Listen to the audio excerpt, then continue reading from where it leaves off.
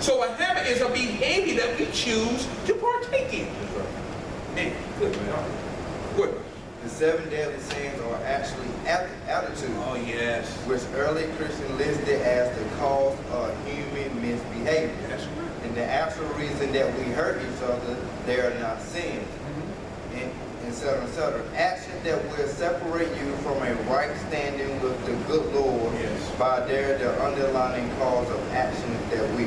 Yes, that's powerful. That's powerful. Anybody got anything on that? Powerful.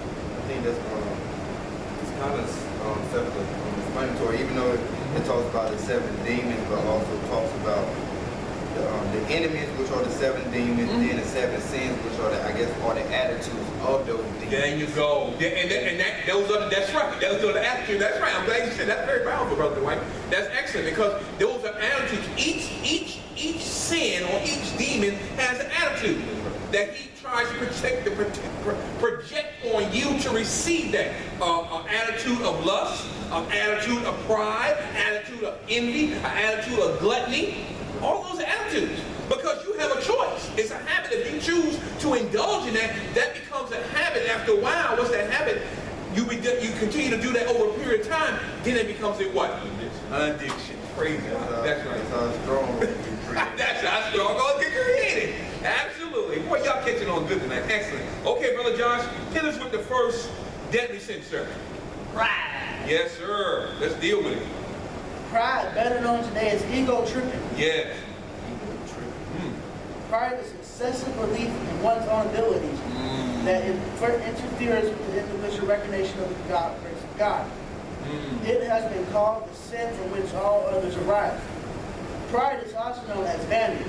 Okay, brother, one of the key words in there that you touched on, you said, pride is excessive belief in one's own ability.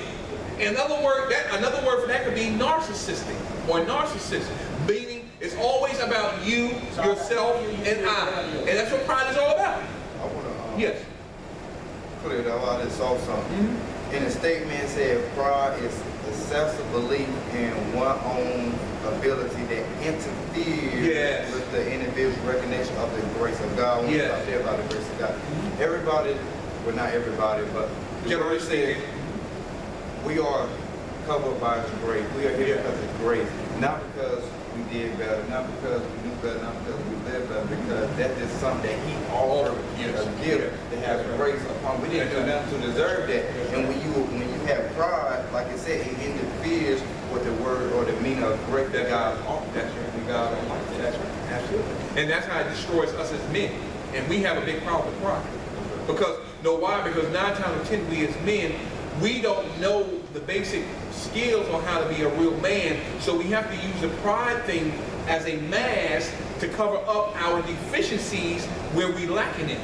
You see, so that's where the pride thing come in, because that's all we have, so we have to protect that. So that's why we wear that mask of pride, because a lot of things in life we are deficient in, and we don't know how to come forth and ask for help. We talked about that last week, and in the meeting on Tuesday. So that's powerful. Brother Josh, go on, sir. There is no reason you should not enjoy your own genuine abilities and genuine achievements. Pride is not a sin when it merely involves taking satisfaction in the job done well. That's correct. Nobody ever got hurt, and nobody ever hurt anybody else over this. But we make ourselves and others unhappy by demanding attention and recognition, or by not asking for help and guidance when we need it. Growing up, we may learn to be vain by the examples of those around us. Especially my parents and friends seem to love us more if we achieve. It is a fact of life that being talented, good-looking, wealthy, and so forth will get us more attention and affection from those we have just met. Whether this translates into more satisfying relationships seems much more questionable. These have a lot more to do with how we treat each other. The male ego gets blamed for a lot of things. Okay, stop right there. I want you to go back. Give me what do you feel about what you just read there, and what does it mean to you, sir? And those last two paragraphs. It's true. Anything else? Yeah, because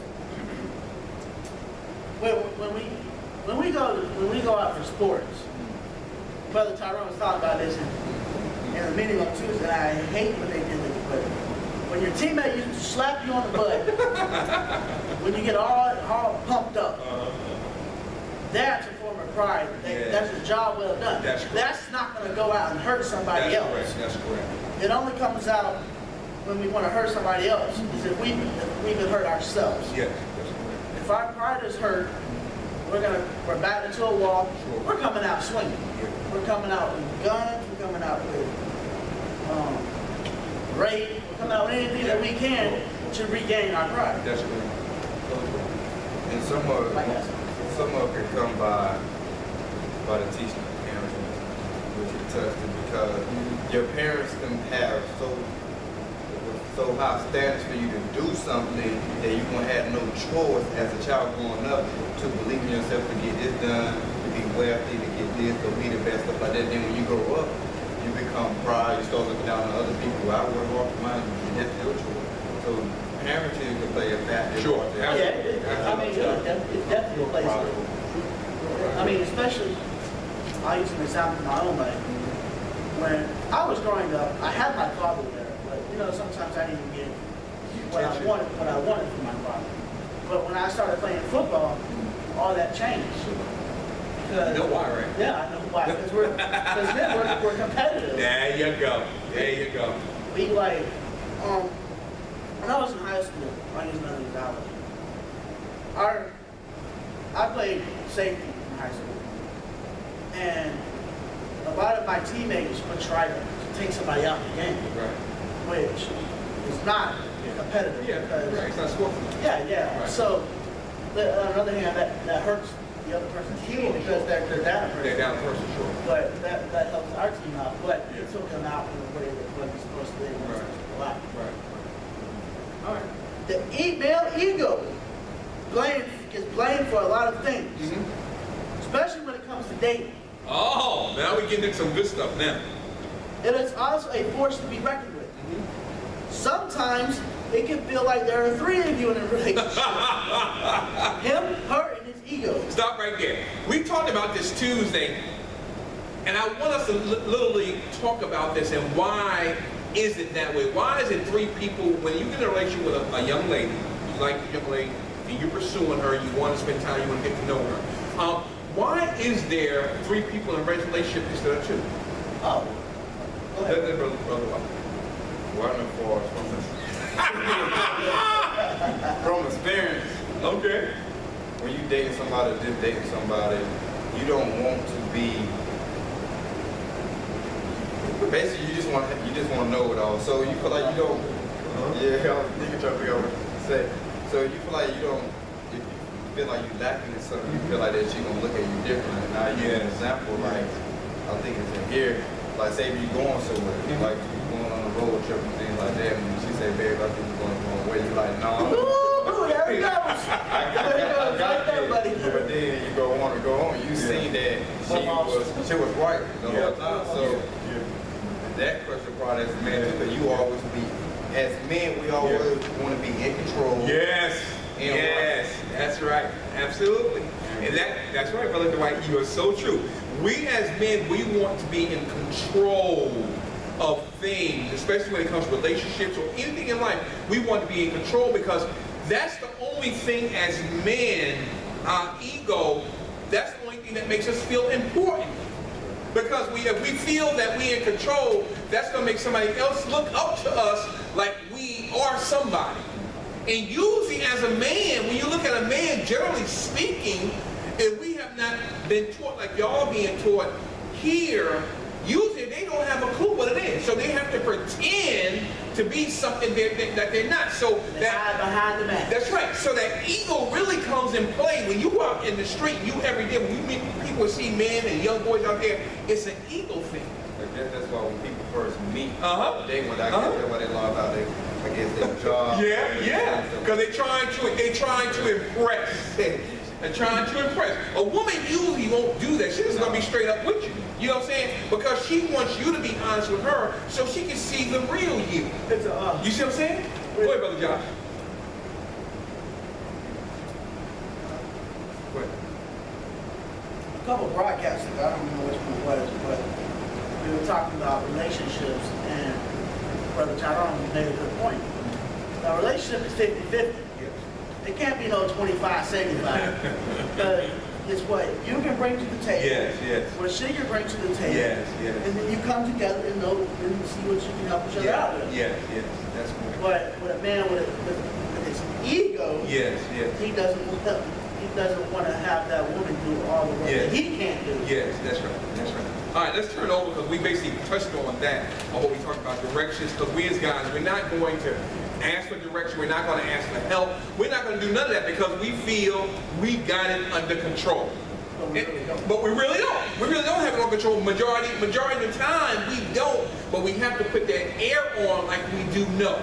And if we don't know, then we going. For example, if a girl asks you about a question or a problem that she may have, or she asks you, Dwight, such and such, such and such, do you know where Mr. Jones lives, or what type of job he works? And you may not know, and what's the first thing you're going to say?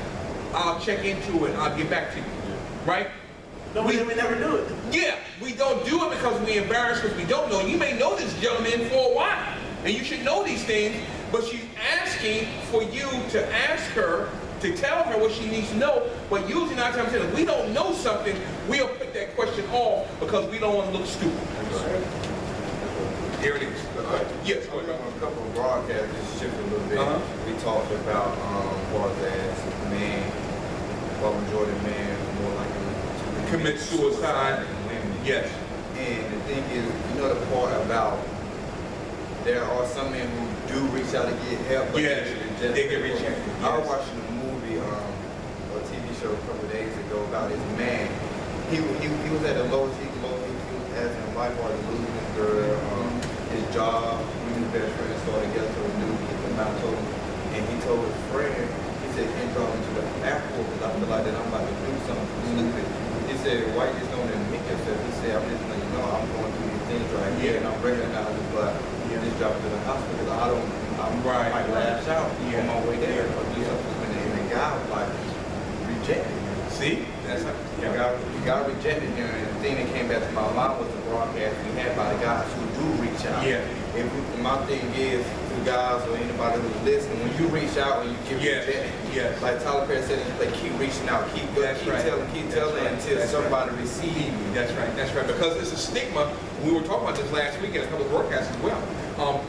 Society or another man will put a stigma on you because we are supposed to handle our business.